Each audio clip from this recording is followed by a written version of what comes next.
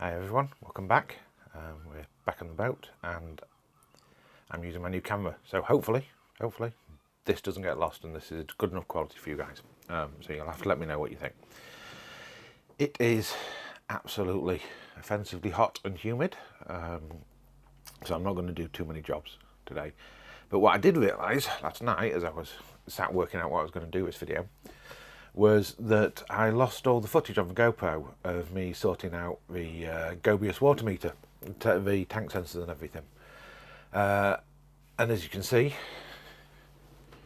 it is here, it is up and running, it's currently doing a reading. There you go, it's now done its reading, and we are 3/4 full. So the top light is blue, that is full, 3/4, half, a quarter full, and then all of them off is empty. So yeah, so that's all up and working. And I know in previous little videos I had done bits and pieces explaining where I was going to run the wiring and everything, but obviously I've now done that and you guys didn't see it because the GoPro ate the footage. So I'm going to get this panel whipped off here. I'm going to lift up this panel under the floor here, and I'm going to talk you through the wiring and what I did, because actually I reused quite a lot of the normal wiring loom without having to run custom wires through. So yeah, I will be back very shortly with all of this opened up, and I'll talk you through what I've done, and then I'll show you what I did for the lights up on these lights here up on the deck, up around the ring as well. So yeah, I will be back ever so shortly. Right, so the very first thing we did was we ran in this cable, this grey cable. This is a Cat 5 cable.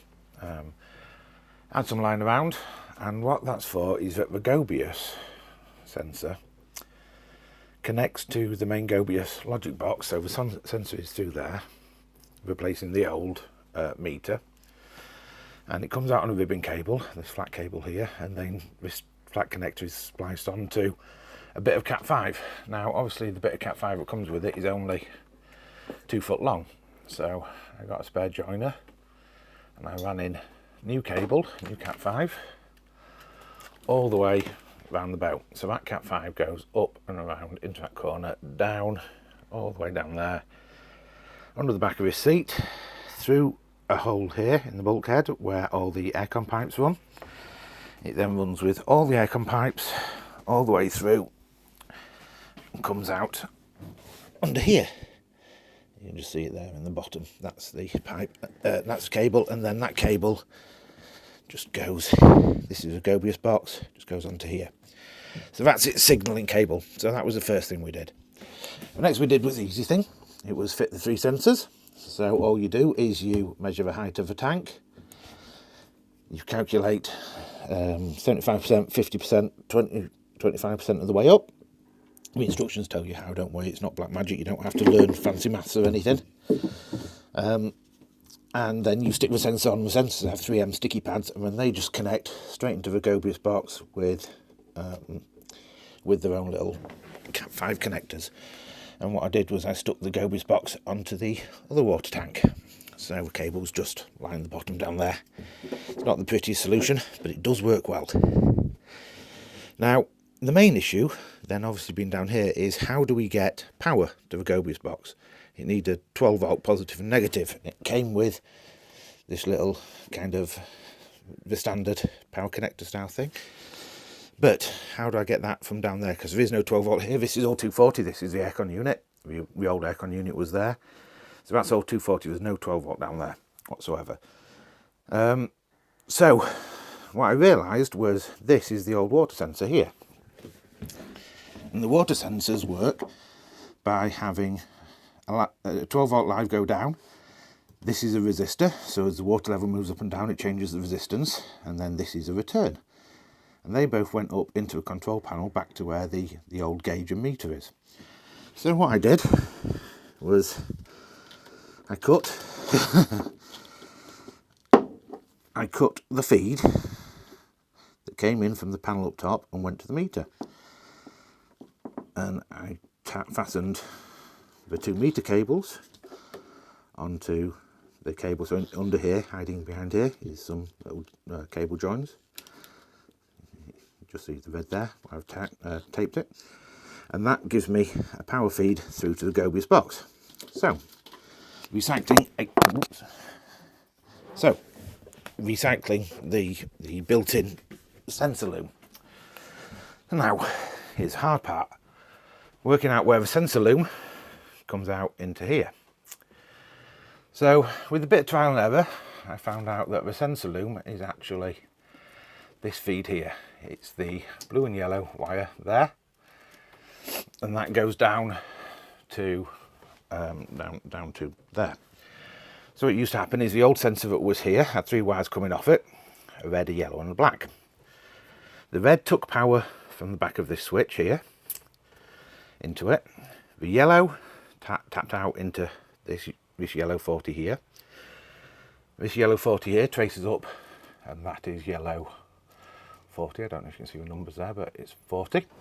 So I knew that that cable went to the yellow from the old sensor. So that was the power to the sender unit. The hard part then was finding out how the 12 volt came back, how the black came back. And the black from the sensor was just plugged into here, into this. This is the light panel. So the black was just plugged into there, and I'm like, well, okay, I can't trace that. It vanishes off somewhere into the depth of the loom. I'll never trace it, and it doesn't run, despite there being 2 wires coming into this Molnex connector block here. There's only one come out the back, so this other wire, this grey wire next to it, is basically a dead wire. But I still knew that that blue and yellow was my positive. So I put the 40, or left the 40 into a gauge there, and then the power runs. So this bottom bar is hot. This is positive. This is all 12 volt when the system's powered up. So I didn't have to tap off the water switch, which is this switch here. This switch here automatically comes in via this loop. So all these connectors here are looped in, come in and come down into the bottom of here anyway, if you can see these white wires. So these are all 12 volt live, these white wires coming in.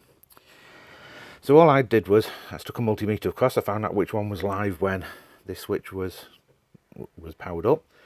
And I connected my live down to the Gobius box into the one that I found live, which conveniently is the one on the very end. I then found out which one of these were the 12 volt return from the sender, which is this one here. And I connected that to the other end of a 12 volt. So I've got my positive and my negative coming in. So positive goes from here down to the sender unit, comes back into here and then does something here and then went out to a gauge, because the gauge was then hooked into this end one. Obviously I've taken gauge off, so I'm just using these two for power now, and my data return is coming up with Cat 5 cable instead, so I don't need to use any of this. I've bypassed it all. But what that's meant is that I've not had to use or touch any of the switches or the wiring on the switches. I've not had to cut into any of the loom. The only thing I've had to cut is the old sender unit off and hook that up there, because there, instead of being a 12 volt resist and return for the sender, is now my 12 volt main feed for the Gobius box. So now everything is tied in to my water switch. It comes on, works as intended, and powered up. Now, for those of you who are doing this Gobius stuff, if you fancy trying it instead of using a traditional resistance sender, I think we call Hall effect sensors, the standard ones. If you're going to try something like this, the main issue that I found, apart from trying to run cables through very small spaces, is actually these sensor units that stick on the side of a tank. They are an absolute swine to get smooth, because although my tank is quite thick perspex, and visually to look at and stick a straight edge on doesn't look bent or curved, I still spent a good 2 or 3 hours sticking sensors on, taking them off, readjusting them, twisting them, moving them around, because the tank has to be absolutely perfectly smooth. If it's not perfectly flat and perfectly smooth, they don't get a reading and it complains. So I had a particular problem with the middle sensor, which I assumed is obviously as the tank fills up it bows a little bit, and that middle sensor just kept losing its ability to signal the thing, which so it just kept throwing an error basically. But after much fanning around, it's now working. So yeah, so that's what I did with the wiring loom. Right, I'll just put all this back together and then I'll show you what we did at the top. So now I'll run you through what we've done with the the lights in here. So obviously we're switched on at the panel inside, but the lights aren't on because what I've done is, like with Sally Jane, I've added a switch. When you push them, the lights come on. So how's that done? Right, so first things first, identify how these lights, because there's quite a lot of them all the way around, are wired up. So bit of digging. Basically I popped this light out, and I pulled the connectors off the back of each light. If you're in series, then if I pop the connectors off this, that light would have gone off as well. They're not, they're wired in parallel, so this light went off, this one stayed on. That's fine, but what that means is, for those of you that aren't electrically wired, that if you need to put a switch here, it means you need to break the live feed, assuming you're just going to switch the live, before the very first light in the chain. So instead of just being able to put a switch in here that wires into the loop between these two and that working, I had to go back to the earliest point in the chain. So that is in here. So Sealine are very predictable. They always run their looms for the canopies and the arches up this right hand, this starboard pillar. So I identified the colours of the wiring for the light, and as usual, and the same as Sally Jane, it's the purple and yellow. So all I did was I cut the purple and yellow and pulled through 2 new chases of red wire all the way through to here. Here's our red coming up. And what we've done is we've got our red in going to the yellow and red wire. That's how this stays lit up all the time, no matter when it's pressed. Howdy! Right, sorry about that, got interrupted by a neighbour. So, right, so I cut my purple and yellow and tied it into the red wires coming from the back, so that gives me my permanent live. Now, the switch then needs a black, it needs a negative, so I found the negative from the light feeds. These are the two that feed the lights, the live and the return, and all I did was cut it and tap in to give me my negative feed. And then this green wire isn't used, this white wire is also live, so those 3 are all live, but this is the switch. So the yellow wire there is to make the light work. The red wire is the incoming power in for the switch. The white wire is the power out, so this goes back into the loop for the lights, and then the black is there to give me the earth point for the light on the switch. I don't need the black if I wasn't earthing the switch, if I wasn't lighting that up. So what we have is we have the purple and yellow come up there, it's cut, it runs red up to here, in on the yellow and red, through the switch, out on the white, and the white goes back up to there to tie back into the purple and yellow. And so that's it. So that's my my switch for the lights. And just like Sally Jane, that now means I can leave these deck lights on and find them in night to turn them on with my lit up switch. So I don't have to rummage through the entire boat or try and find the lock or anything in the dark.